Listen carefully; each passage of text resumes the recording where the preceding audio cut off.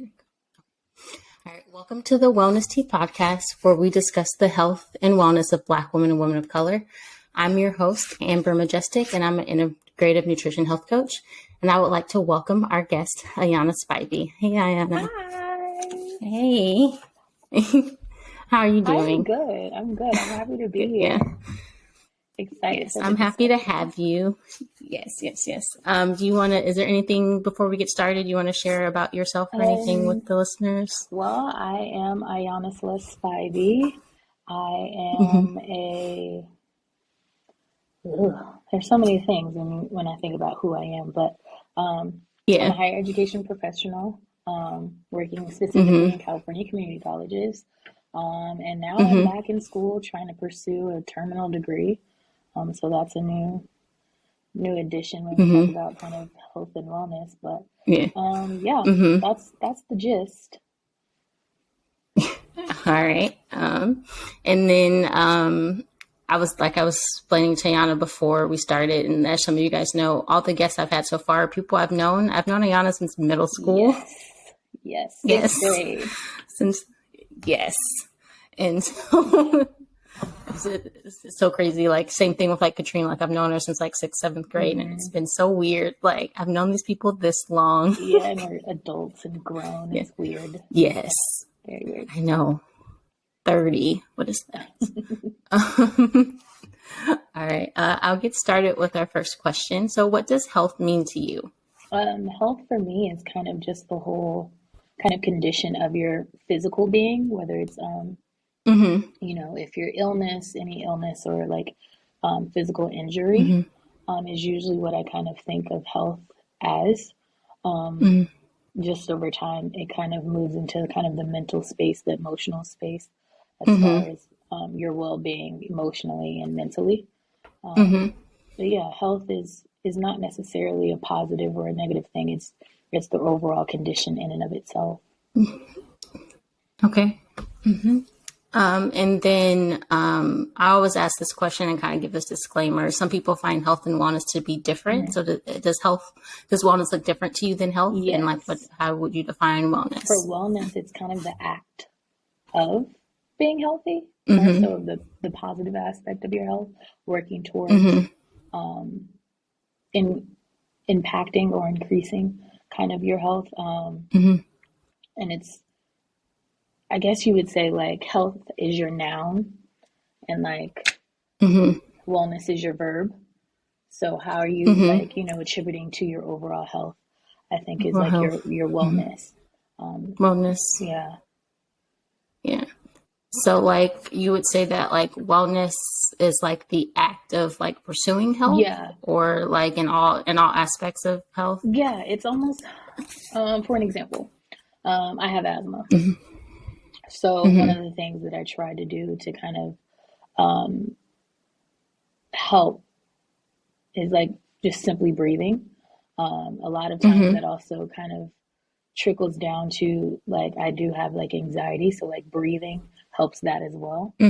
So just something that small is kind of the cognitive aspect of being healthy and like pursuing or impacting your health positively. If that makes sense. Yeah. Yes, it does. And I like that because like asthma would be considered like a medical condition, and oftentimes people's reaction to that is medication, whereas yours is like, what can I do in my body? I'm on meds too. Well, yeah, that too. That's important too. I think they go in like a balance, for sure. But like I think oftentimes our first thing is like medication and not doing anything else outside that medication. But like I'm the same way. Like on social media lately, I've been very transparent about my thyroid. And so for me, like, yes, I'm going to the doctor, I'm taking all these scans, but what else can I do on my end? I can change my diet. I've done my own research. There's diet changes I can make that can improve that. There are supplements maybe that I can take to like prepare that. So like, as I'm going through all these doctor's appointments and tests and stuff, I am choosing to do other things that I can actually control, like change my diet. Like I said, take supplements.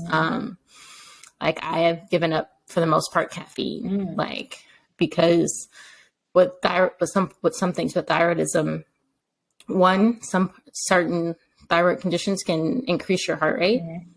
Caffeine makes that worse, but it can also give you anxiety. Like certain parts of thyroid can increase anxiety, which caffeine can also make worse. So it's like, I know these things that can happen. What can I do to help reduce that so that I'm not like high anxiety or high stress or like things like that? Yeah, so adding to the problem. Adding to the problem. Yeah. And then how do you kind of touched on it, but how do you show up for yourself in the space of health and wellness? For me, right now, just in the space that I'm in, as far as like, even just the last 2 years, it took a lot of inner work, and trying to unlearn things. We're in 2022. So in 2019, I found out I was officially diagnosed with anxiety, and not only just regular anxiety, adjustment anxiety, generalized anxiety, and adjustment anxiety. So change, I don't do well with change. And the way I found out, I was in the hospital. I ended up having to go to the ER because I had severe chest and back pains. And because, chest and back pains, I also have asthma. So I couldn't breathe. So that was a problem. So I took myself to the ER. And when I had my follow-up, my doctor was like, yeah, so it shows that you have anxiety. I said, excuse me? What? Because also growing up, my mother was a therapist. Also growing up in the church, there was that aspect of like, nothing's really wrong with you. Go pray, go sit down, go eat, do something. Which in hindsight is crazy because you were a whole therapist. You work in mental health. And so in that, showing up for myself, it's kind of doing a lot, like, again, that unlearning and realizing that maybe I've always had anxiety and this is how it looks for me at this time in my life. What I didn't know is that the way my anxiety manifested was anger. And so I would be going off on people, not realizing, like, no, girl, like, one, you're anxious and you're hurt and you don't know how to express that, because when you used to express it, it was either ignored, it was just dismissed. So you're holding in a lot of that. And also in that is paying attention to your body. So, because a lot of times, just when we talk about health, mental, emotional, physical, all of it gets affected at some point. It'll manifest physically. So anytime I like notice my chest getting tight, or I'm like, I can't breathe, and I'm like, girl, you gotta calm down. Like, what is it? One, let's figure out what it is. Two, let's calm down. We kind of do that simultaneously. But now, and then another way I show up, I've been doing a lot more for me and being a bit more selfish, because you can't pour from an empty cup. Absolutely, yeah. So in that, you got to cut some people off. And I've been choosing my peace, and kind of distancing myself from people who take me to that place of anger. And it's not easy. It is not easy, because sometimes a person you cut off can be your mother, can be your brother, it could be whoever. But trying to kind of choose me, because I know if I don't, it'll be way worse, and it'll be very unhealthy as well. So, that's just some of the few ways that I'm trying to show up for myself. I love that you mentioned, because I promise I always thought about this, like you're talking about how, though your mom's a therapist, but we also grew up in the church, so it was just like give it to God type of thing. And then, like, you also mentioned about listening to your body. And sometimes I feel like because we were raised to give it to God, don't worry about it, just give it to God, we've kind of disconnected from our body, and we don't really understand, like, why we're having anxiety or that feeling in our chest, or like, and so I think that, like, the way that we grew up kind of, in a sense, hindered that, like, being kind of like being one with your body type of thing. Cause it was just like, don't worry about it. Just push it aside, push it aside. Mm-hmm. You know what I mean?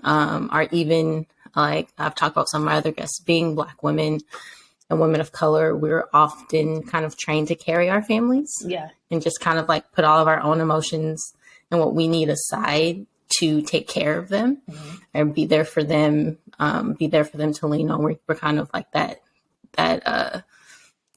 backbones of our families. And so even from little, we've seen the women in our family do it. So we're like, oh, this is what you're supposed to do.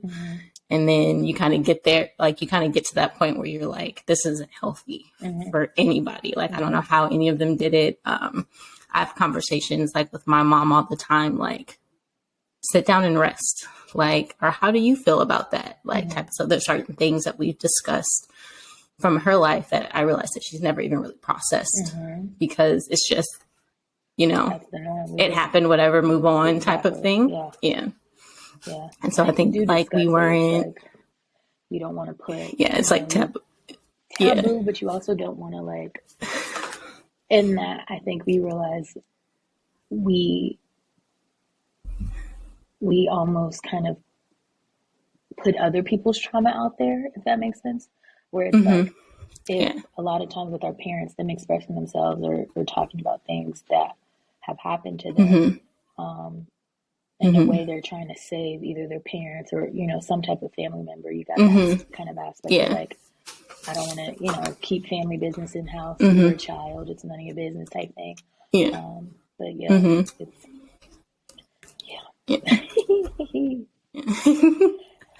and now that I think, but I think it also comes, the trauma aspect of it too. And I think it's also, now that I think about it, a lot of the times, like we were also taught like in church, like our words have power type of thing. And so it's like, you don't necessarily name things because if you name it, you're claiming it as something that you have or something that you do. And sometimes I feel this like disconnect with that. I'm like, you have to first like recognizing and accept something, acknowledge it before you can change it type of thing. And so I've always kind of struggled with that. Like, like it's not a place I want to stay, but you have to acknowledge that it's there to move on from it or to tackle it and, you know, kind of get rid of it. You have to name it, own it. And then like, so you can actually like process through something like work through those things. So I've always kind of struggled with that. I'm like, you're not supposed to like name, like we were raised, you're not supposed to name a disease or like something you're struggling with. You're supposed to be like moving past it, but it's like, how can you like, I rebuke that. No, indeed. Like, exactly. And then, which we also kind of touched on, as well, is like, why do you think health and wellness is essential for our communities? Like for Black community as a whole, Black women. It's sad to say, but the truth is, I think every day being Black is traumatic. Just in the spaces in which we have to navigate. Like even, you know, coming from where we came from, it's really diverse, but I don't think we had many examples or opportunities to be authentically us. I think we were always what we, I think a lot of times we misname as far as like the whole code switching thing, but what we're really doing is masking and like trying to be different people in these different spaces.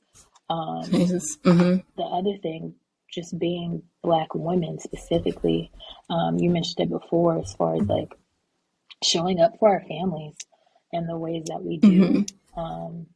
And then for whatever reason, always being, I feel like our being just as Black women is, it's like always showing up as some type of political statement, and us just being able to exist is not a thing.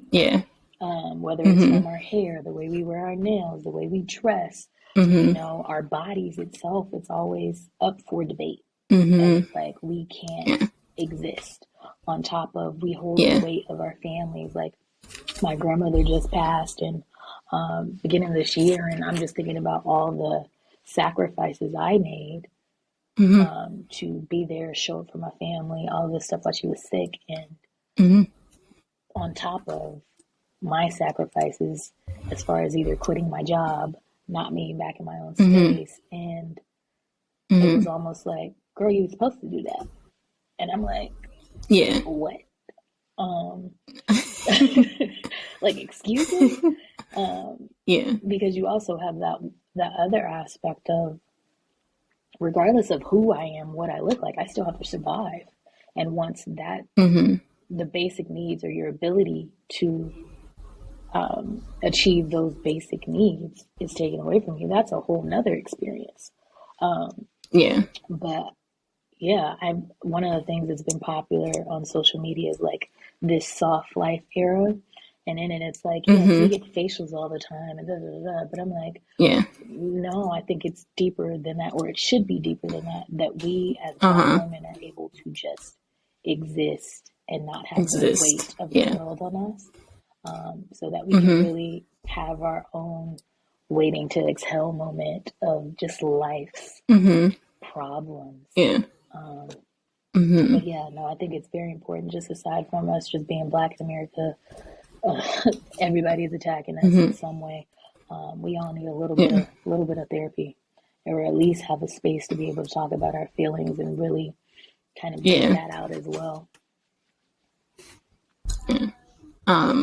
I love that. And you kind of touched on something. I spoke on another podcast. We ended up talking about, because I interviewed my friend Cassini, and she has a psychology major background. And so we got into like Maslow's hierarchy of needs in terms of like health and wellness for like our communities. And it's like how because we've essentially been like living in such a low part of Maslow's hierarchy of needs, like we haven't really reached as like a community, like self-actualization, because we still have people like even like right now mode.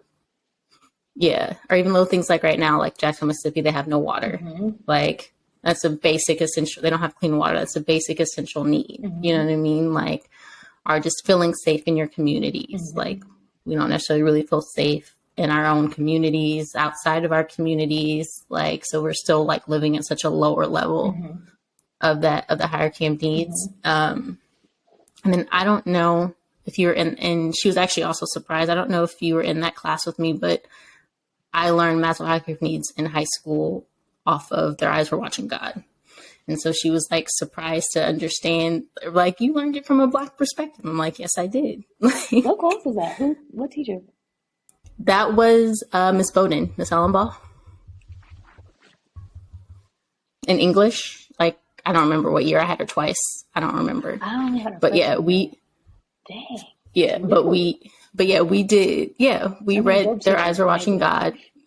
Yeah, she's an amazing teacher. But yeah, we learned it based off of Their Eyes Were Watching God. And I never really thought about it then until Cassini said it. She said, you learned it from a Black perspective? I'm like, I actually did. Like a Black woman perspective. Like I learned about Maslow's hierarchy of needs. I think to an extent, I think I took that for granted. Yeah, I mean, of course. Growing up, for sure. I took that for granted. And then, yeah, so yeah, like I agree. Like I feel like we haven't been able to like really have a space to just like be who we are. Not like, as soon as you see me, I'm a Black woman, I'm Black, I'm a Black woman type of thing. Are the fact that kind of like what they say, like you can't, like it's not something you can hide, like being Black. That's funny. You know, I had that first conversation in high school in Galassi's class about, because they tried to, Miss Galassi. That was a time, I don't even know what was happening in the world, but I think they were working on the first conversation of legalizing marriage, I want to say. But one of our classmates, who is Black, but he's also gay, was like, I don't know what his pronouns are now, so I hope I'm not disrespecting him, but at the time, he was just like, being gay is so much harder than being Black. And I was like, brother, I didn't mean to say his name. You're horrible. I did not mean to say his name because it brought me back. It brought me back to that feeling. Literally, I said his full name, and I was like, I can't look at you and tell that you gay. I said, aside from you know how you dress and you wear a whole bunch of rainbow sweatbands, like you may just like colors. But looking at you, I can tell right now, looking at you, you are a black man. Somebody is going to judge you off you being a black man before they even know about your sexuality. And at the end of the day, why does that matter? What you do in your bed. Ain't nobody, everybody ain't in your bedroom. But they can see you. You know what I mean? And I'm like, you can't hide that. And we had a whole conversation about it, and Galassi just let us go at it. And that was when I was like, everybody doesn't see the world the way you do, one, because of their place in it. I'm not queer, you know. I've always been, you know, a cis-het, all of these new words, Jesus, a cis heterosexual female. What that perspective looks like if I were to be queer would be totally different. But then looking back, I'm still a female and I'm black. Like I will say we came from a really cool high school in the sense of like our teachers and being able to have kind of those types of discussions. But I think that also comes from, which was kind of a like culture shock for me. Like I know you went to an HBCU, but I went to a private white high school. And so all of my life until college, I was in a predominantly Black, brown communities. You know, and like, you know, we went, our middle school, high school, there was a handful of white people. The most you know what I mean? Like you can point out, went to Louisiana. Like you can like name all the white people at our schools, like, and then shifting into a predominantly private Christian college was a culture shock.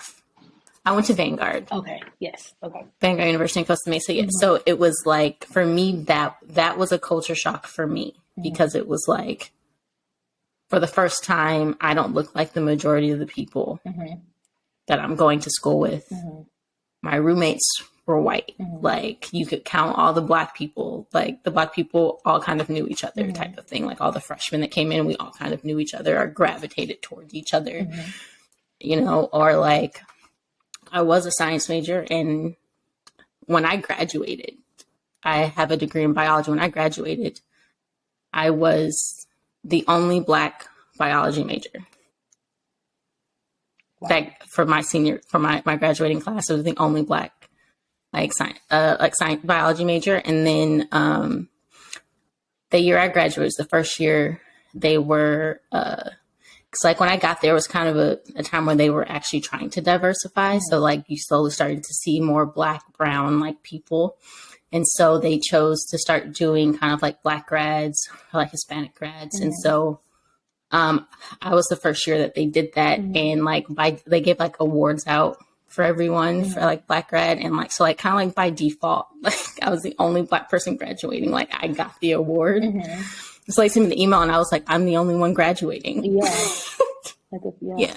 And so like, that was also like kind of weird, or like hearing people like are like, I realized very like, some of the friends I have from college, I'm probably the only Black person, one of the few Black people that actually sat down and had a conversation with like, before college. Like they had never really had, most of them went to other like private schools growing up. And so most of those people are white, white Christian, and or like you could tell like sometimes they would say things and just be like, that's just how you grew up, like you think that's okay type of thing, like you know, or like having to have like really weird tough conversations like with people, and like sometimes you can tell like it's from a genuinely wanting to understand, or like they're just saying it because that's all they know type of thing. And it's like, that's not like, that's not appropriate, or like, And like also like while I was there with them trying to diversify, they're trying to also have these like hard conversations. And I remember they brought someone in to speak, and it was a Black woman, and they kind of got into that iffy topic of like reverse racism isn't a thing type of thing. And it's like, and then part of me was also like,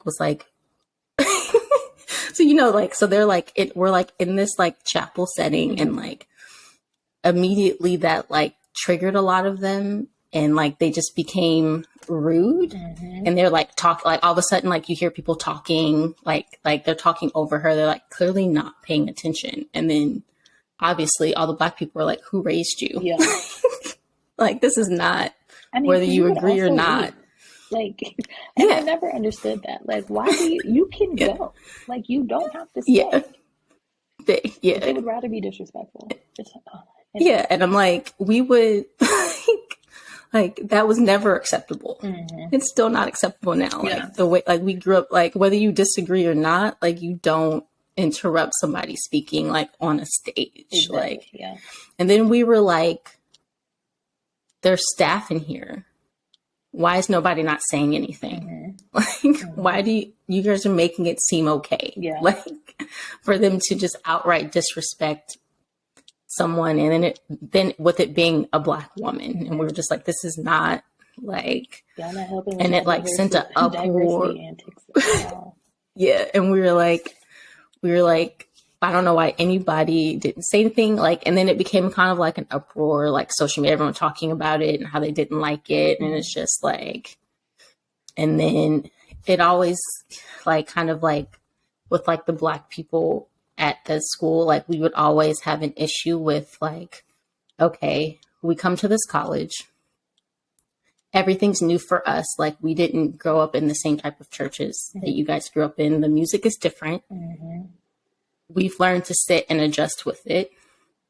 And then because they're like diversifying more, they have different worship groups, and they would make, so like the Black people that did worship, they would do that and do like gospel music.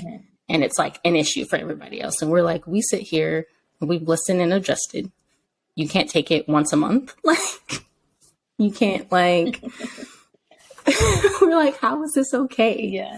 Like, and then for me, I come to realize that the issue is, from that experience, I learned like, I think the difference is we as like Black people and Black, brown people, minorities, we grow up having to learn other cultures and things as a way, in a sense, to survive, to be able to navigate the world. But also we have conversations about race from very young, because it's like, in a sense, necessary. And for them, a lot of the times it doesn't matter. They didn't really learn it. That's why a lot of them feel like, well, this was so long ago. And I'm like, I got grandparents that can tell stories. Like, it wasn't that long ago. Like, I'm like, I got grandparents that lived through some things. I mean, we caught it on tape in 92, and y'all said he must have did something wrong. Like, what are we talking about?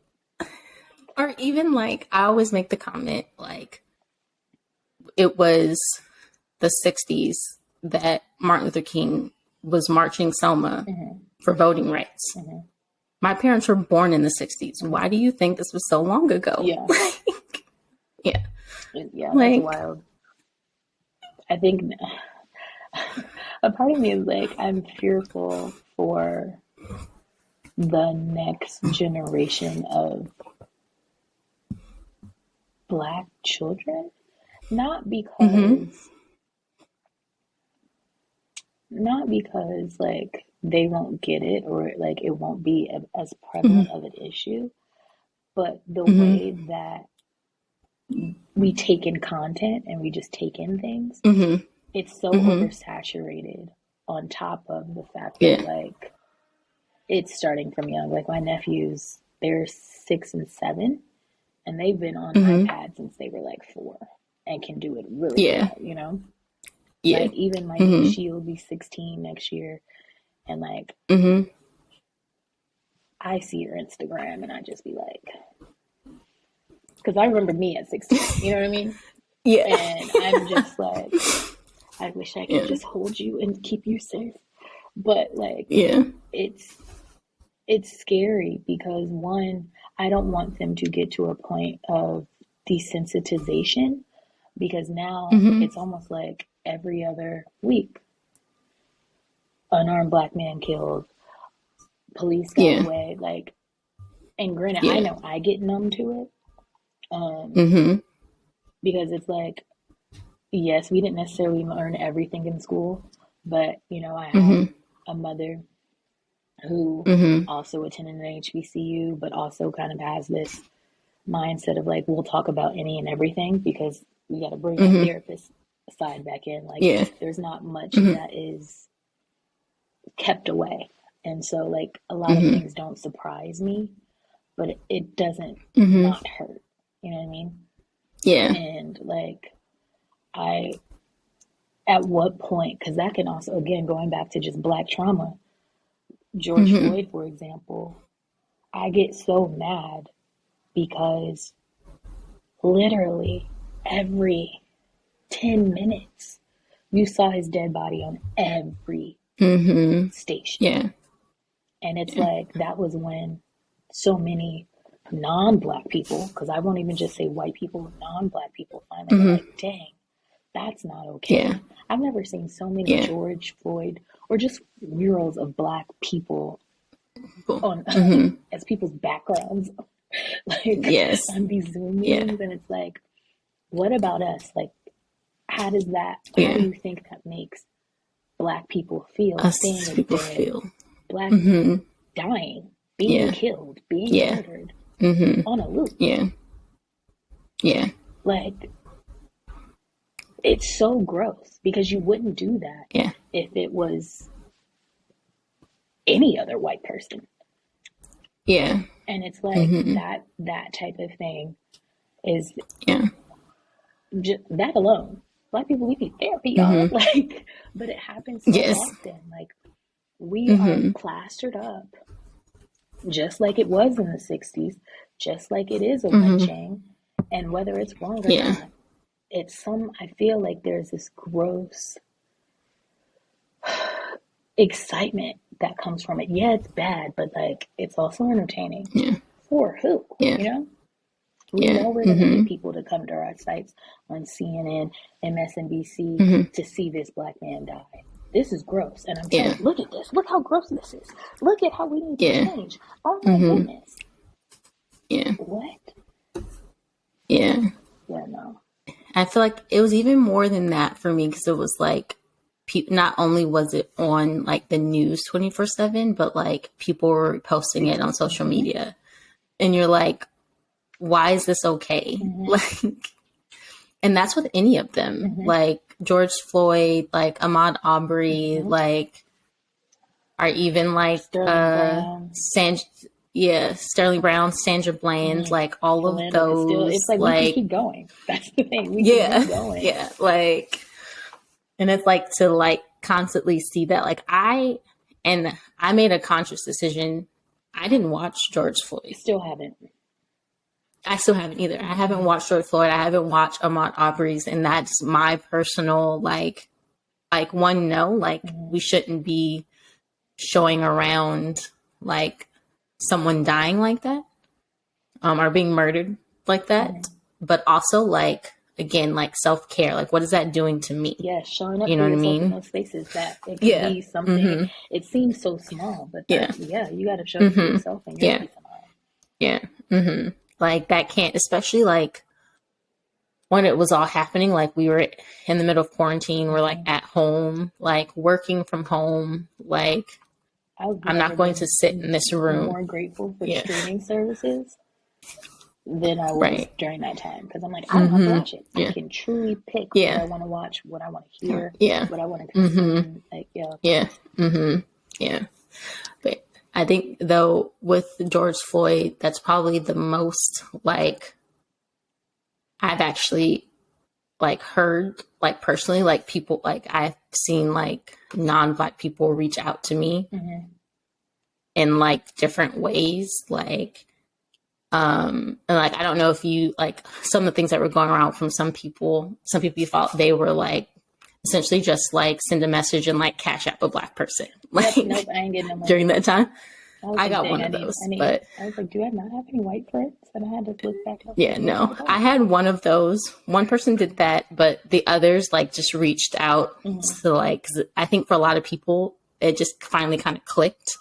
Like, oh wait, like this is what you guys have been like going with type of thing. So some people like generally reached out or just like letting me know that like if they needed like someone to talk to or like, and I've learned to kind of like I mentioned before, differentiate between are you messaging me to ask me like a ridiculous question about this? Are you generally wanting to understand? Because there's a difference. Like the difference in how they ask the question are like kind of, you can kind of get their intent about from how they ask the question. Some people just want to pass to be like, hey, you know, I'm not one of those white people, right? Those people, or like I have other Black friends. But you are. And I think that's where or like I have Black friends. And so like some people like genuinely reached out. Some of my one of my friends from college, she like asked for resources and I sent her a book. It's like, you can read this. I'm not going to sit here and have a conversation. Like you can read a book. Like that's why it's so funny. Cause it's like, we have literally been given force fed so much Eurocentric history books, just even, you know, our reading criteria, all of that. And these are the same people that can Google any and everything in their phone. But as soon as it's like something that has to do with like, I'll just say minorities in general, and they want to kind of, you know, pull out their ally card or get an approval to be like, hey, I'm one of the good whites.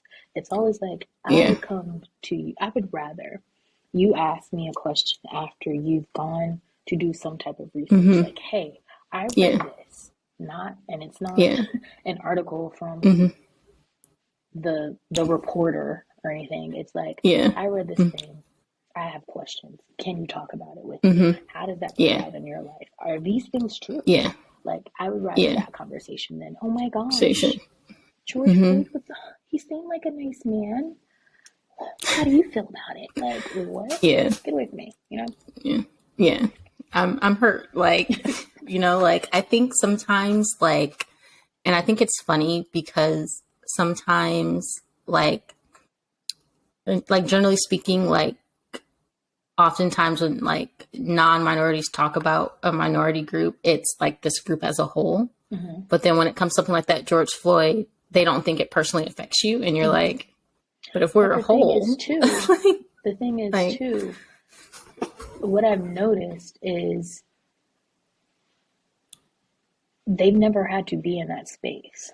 Because I think a lot of people who aren't Black, when something happens, say somebody commits a crime and like they get shot. When they're a white person, no white person is like, oh my gosh, he was unarmed. They're like, oh, he did something wrong. You know what I mean? And they do that with everybody. But it's even, you know, even more hyper where it's like, when you see a Black person, he had to have done something wrong. But they never had, because we're the same way. I feel like a lot of Black people at our core, we're very conservative people. But we, depending on the situation, if somebody did something wrong, we're like, put them in the jail. They need to go. But because we know that so many of us have been falsely accused, falsely convicted, falsely killed, we always have to sit back and be like, yo, but they've never been in that space. So many of just non-Black people have never been in that space where they have to question the death of someone that looks like them. Because in their mind, they're always doing something right. He did do something wrong. It's never had that kind of mind fuck. Yeah. And it's so wild to me. Yeah. Yeah. Yeah, no, I agree. But yeah, it's very weird, but and that's like you're talking about how like most of us kind of like grew up, or even like white people like grew up kind of conservative. I remember one of my friends from college. It was during the Trump and Hillary election. And one of them asked, she's a minority as well, but we grew up very differently. She's Mexican. And but she grew up in a very like predominantly white church type of thing. And she was like shocked when I told her that, like, generally speaking, like my family votes Democrat. And she was like, really, with all their policies? And I'm like, what has like a kind of like, it's for like Black people, it's more than just, oh, whether or not we feel abortion is wrong, or like gay marriage. Like those things don't really matter. Like yes, they matter to us, but like they're bigger. Yeah, I think like it's bigger than that. Yeah, we vote because we know, okay, who's gonna keep the man off of the leash? Like, it's really like we just go with the lesser of two evils, honestly. Like, because again, if you really think of the core values of us as a people, we're not pro-abortion. We're not any of those things. But we know at our core, if they take away these freedoms, we see it now. Like, they take away these freedoms, they are trying to kind of stabilize, or I'm gonna just use stabilize for lack of a better word, but we know that once these things are removed, we're gonna have issues like voting. We're gonna have issues like we're on our way back to Jim Crow, and we know that. So when we have these so-called progressive people, we're not thinking about our own personal beliefs, and I don't think we've ever done that. We've always thought about the whole. And it's, again, you have so many people of color who are not Black that have never really had to do that. Yeah. And it's like, that's why I think it's so hard for us, especially, again, Black women, because not only do Black people just think about the whole, Black women, we've been doing it from the beginning. And so I think it's hard for us in spaces when we think about choosing ourselves and putting our mental health, our emotional health, our physical health first. It's so hard to do that because we have literally lived our entire not entire existence, but as far as our existence in America as we know it today has always been at the service, whether we want to or not, of other people. Like, it's so hard when trying to talk to somebody who cannot get out of that worldview, and a lot of times it's not their fault. But at what point do we just sit back and be like, you know what? It's also not my job to teach you, because that's not stressing me out too. Like, I don't have time for that. I think especially like kind of going back to, we're talking about George Floyd, like in a sense, as a community, we're in this mourning, and people wanted to ask questions, and you're like, can I just like sit in this? Like, I can't, like, you know what I mean? Like, we're in the middle, like, we're already in the middle of this pandemic, you know, we're hearing these stories, or watching these videos of George Floyd literally being murdered. And you want to ask me questions about my Blackness, like about being Black. And it's like, can I sit in this? Like, you know what I mean? Like, I'm not really in a teaching mood. Like, I need to sit in like kind of what I'm watching type of thing. And I don't think people really realize like we're mourning, and like they're in this like realization thing, and like have all these questions, and it's like, they're having epiphanies, and you're like, that's not where we are. Like, we see this every day. This is not an epiphany. Like, it's not a trend. This is life. It's not a trend. Like, it's really just like, oh, now it's on a big screen, but we've seen and heard these things happen in our communities for years. Like, you know what I mean? Like, we hear like, you know, we get traffic stopped. Like, we get stopped for no reason. Like, we know family members and things like that have been in dangerous situations from being stopped. Like, we know this, and it's not really, we're not trying to learn or teach in this moment. Like, and I feel like that was kind of lost with like other people. Like, because they don't have, Like we just, there's a lack of empathy for Black people. And mm-hmm, again, a lot of times it's not their fault, but that is how they have been reared and been like raised. Yeah. raised. And Mm-hmm. it's like media shows that, you know what I mean? Like Yeah. how Mm-hmm. can I have some type of empathy for you as a Black person? I'm just, if I can put myself in a white person's brain, but like I see y'all dying Mm-hmm. all the time. This is Yeah. normal Yeah. because they feel the same Yeah. way, but not in our reactions Yeah. is not the same. You know what I mean? Like, Yeah. They see it as like like this is normal because they're like doing something wrong at least that's what type they're of telling thing. us, and that's what we've gotten away with Yeah. doing. Yeah.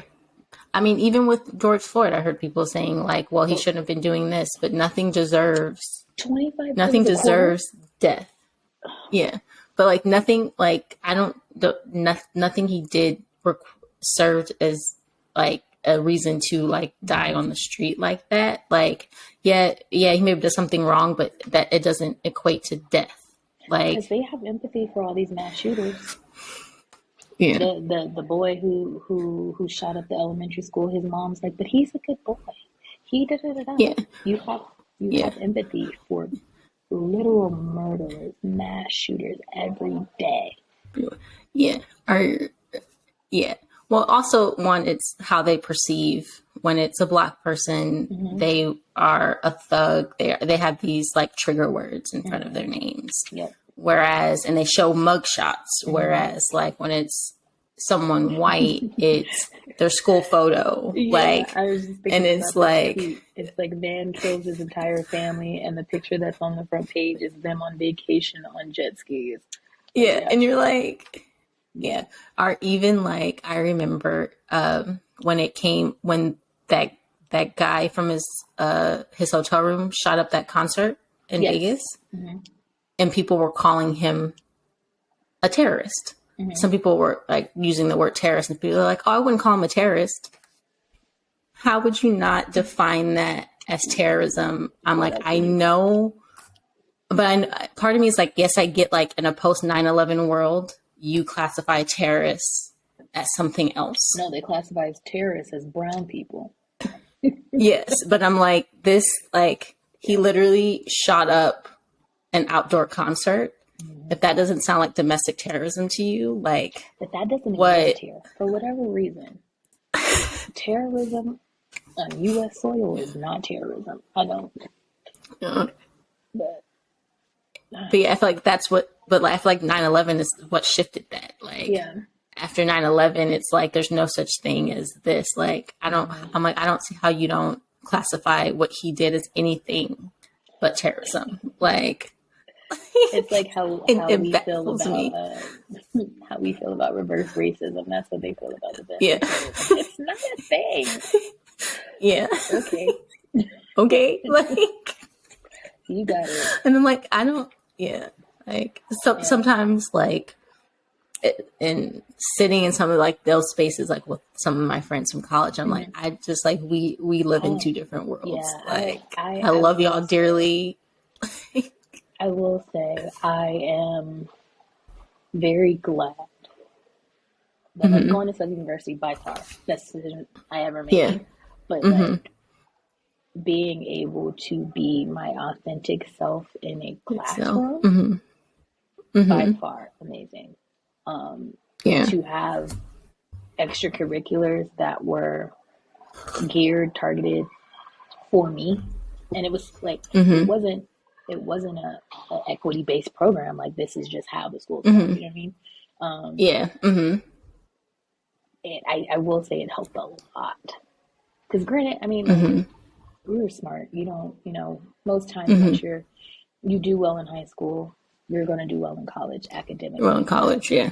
I think that I'll say this, I didn't think before that it really helped my own kind of view of myself, but there is a level of freeness. And as I hear you talk about like your classmates in college, I'm like, Jesus Christ, like that seems terrible, horrifying. Yeah.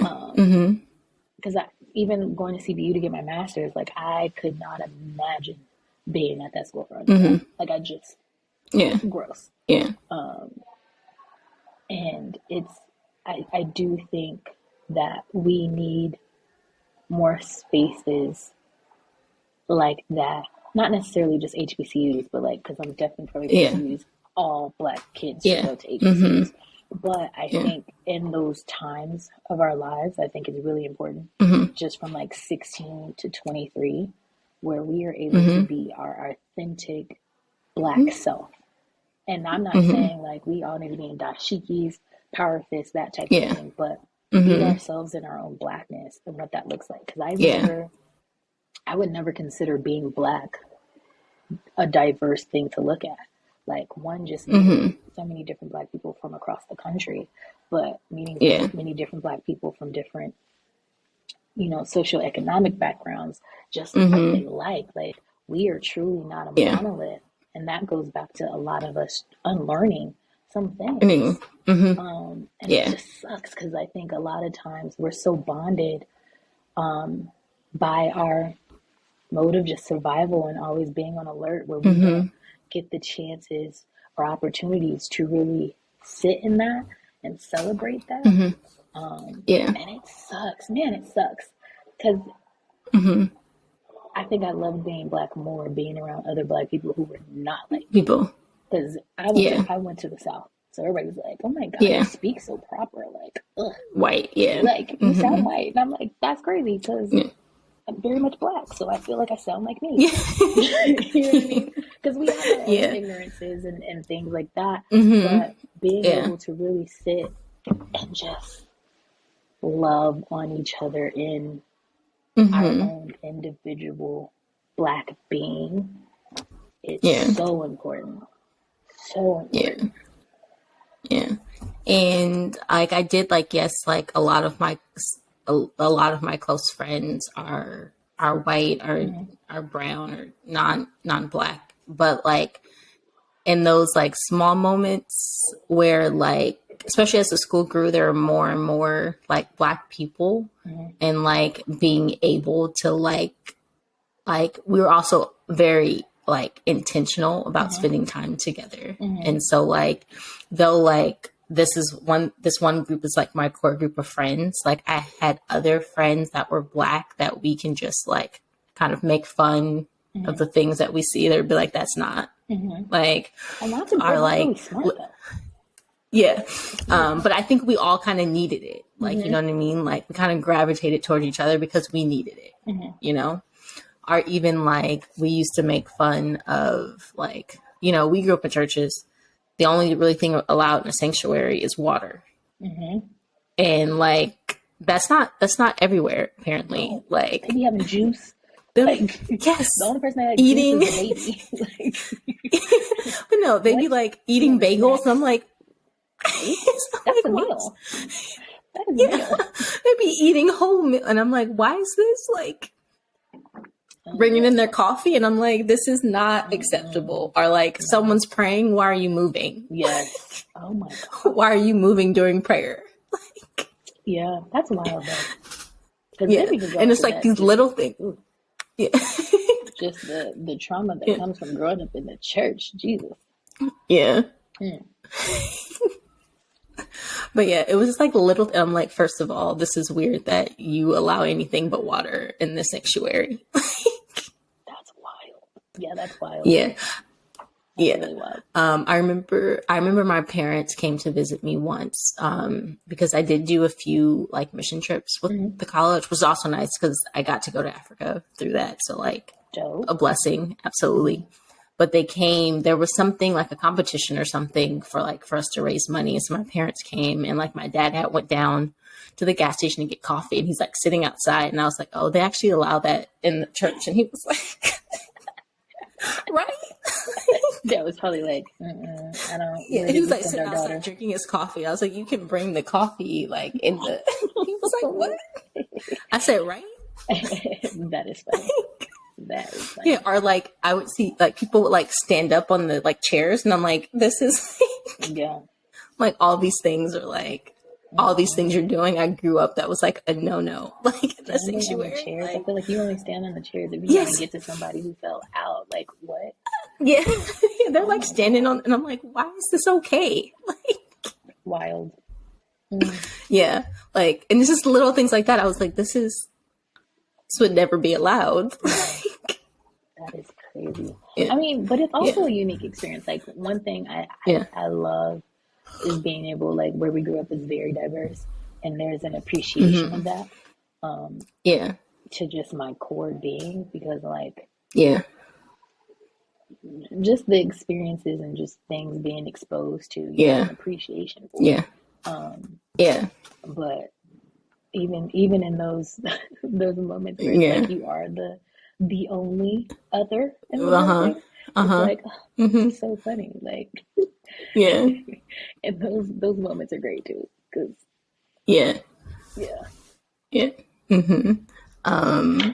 and even with like going on like the 2 mission trips I went to Africa, I was still one of 2 Black people, like, and that's just like weird too. Like, especially like the first one I went to, I got to go to Ethiopia, and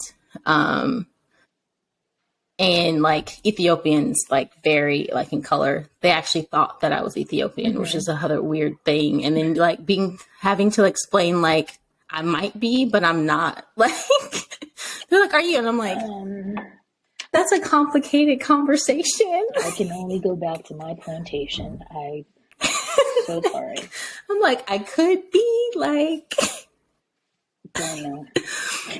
Or even like, it'd be weird because like within we're like in this group of like, we're on our we're in this team, and we're in this group of like white people, and then they may like, and even then like when someone would see us, they could tell, like, they'd look at us like weird, like, you're not white, like, that's clear, but like, what, like, what type they're of like, Black are you?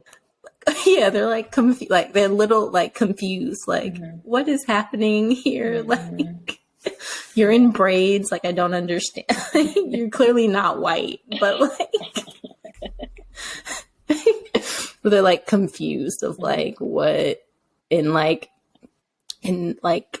a lot of like African countries, like, they have a word for white people, and it's like Manzungu. And so they'd be like yelling at the bus or something and be like, Manzungus. And then they're like, but not you. I mean, not you, girl, but the rest of them. But it's like a weird, like, you can tell they're like, wait, you're not one of, like, but you're not one of us. Like, I mean, depending on what African you ask, we might as well be. Yeah. No, this was great. Yes. And I appreciate it. This went on an hour. Which I love. Yes. And I love that. Some of them, and it's different, some of them are shorter. So I've had ones for maybe 15, 20 minutes. I think one of them was like an hour and a half. And it's just, they're kind of all over the place, which I love. And that's kind of what I wanted. Like, because again, we're not a monolith. Like, everyone's going to answer these questions differently. Like, and again, like, every person I talk to, the conversations look so vastly different. Like, we got into so much about politics and like code switching and being at different colleges, which I love. And I think that, again, that's an important part of the conversation, like the bio-individuality of all of us. Like, yes, we're Black, we have a common community, and a lot of those things may be similar, but like the way we view things are still very different. Which I think is important I think it allows like other Black women of color to kind of see themselves in other people, but also if someone who's non-Black is listening, they can also be like, oh, like, they are different. They have different views, different opinions. They view things differently, which again is kind of the point of this. And then before you go, is there anything else you would like to share? Or any other thoughts? Well, I do have my nonprofit. We're about to relaunch very, very soon. We are Educated Now Inc., formerly LLC, raises money for students attending HBCUs ever has been a supporter from the beginning. Very much Yes, appreciative. of course. But yeah, that's about it. I Yeah, do yeah, have some other stuff, but yeah, we'll go on and on. But yeah. It's actually funny. The shirt that I bought from you originally, maybe 3 or 4 years later, my cousin graduated from Southern, and I actually wore the shirt at her graduation. Yeah, yeah. I went down to Louisiana to see her graduate at her graduation, and yeah, because she went to Grambling first and transferred to Southern, and yeah. full circle moment. Yes. How dope. Yes. How dope. Oh wow. Yes. You have to link me with your cousin. Yeah. See what she's doing. Yeah. I will. I think right now, if I remember, she is working with, I think she's working for the city with like inmates or something. I can't remember. Dope. I remember we briefly talked about it, a couple weeks ago when I saw her, or I guess a month or so ago now. Wow. But yeah, I can send you her stuff. You'll probably be seeing a little. Yeah, I will send it over to you. I don't know. She graduated a few years after you, so I'm not sure if you know her, but you might know some of the same people. Yep. Yeah. But I actually have class. Oh, okay. Of course. Well, thank you for joining. Week, so. Yeah. Yeah. All right. Well, thank you all for joining us. I'll let you get to class, Ayanna. Thank you. Thank you. Bye. Yes. Bye.